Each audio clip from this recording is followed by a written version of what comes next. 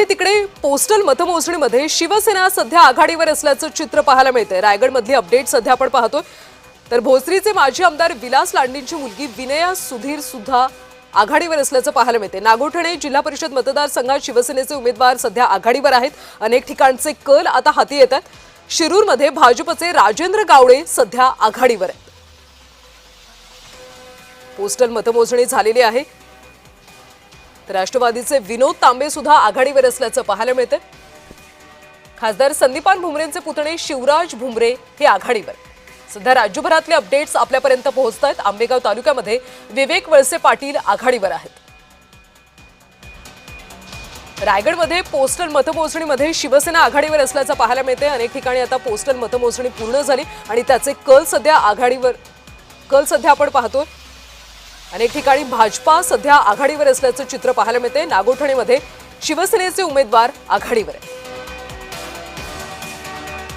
शिरूरमध्ये भाजपचे राजेंद्र गावडे हे सध्या आघाडीवर असल्याचं पाहायला मिळते। पोस्टल मतमोजणी आता केली जाते, त्याचे कल आपण पाहतोय आणि यामध्ये नेमके कोण कोण आघाडीवर आहेत, कुठल्या पक्षाचे उमेदवार आघाडीवर आहेत याचं चित्र आता हळूहळू स्पष्ट होते। खासदार संदीपान भुमरेंचे पुतणे शिवराज भुमरे सुद्धा सध्या आघाडीवर आहेत।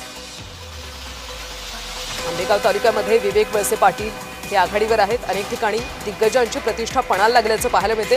अनेक दिग्गज नेत्यांचे नातेवाईक निवडणुकीच्या रिंगणात उतरलेले आहेत।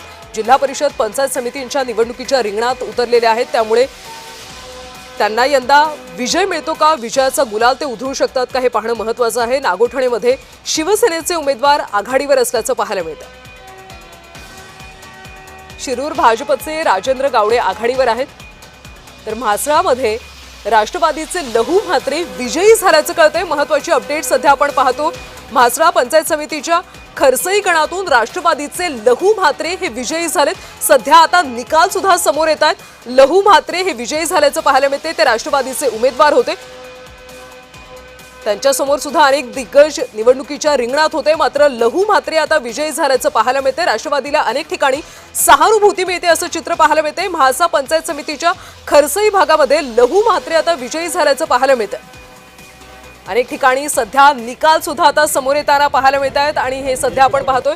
म्हसळा पंचायत समितीच्या खरसई गणातून राष्ट्रवादीचे लहू म्हात्रे विजयी झाले। अतिशय महत्त्वाची अपडेट आहे। लहू म्हात्रे विजयी झालेत। काही वेळापूर्वीच पोस्टल मतमोजणीला सुरुवात झाली होती, मात्र अनेक ठिकाणी लोकसंख्या कमी असल्यामुळे आणि मतदान काही ठिकाणी यंदा कमी झाले आणि त्यामुळे निकाल आता समोर येतात। म्हसळा पंचायत समितीच्या खरसई गणातून राष्ट्रवादीचे लहू म्हात्रे विजयी झाल्याचं आपण सध्या पाहतोय। जिल्हा परिषद आणि पंचायत समिती यांचा आज निकाल लागतोय। मतमोजणीला सुरुवात झाली।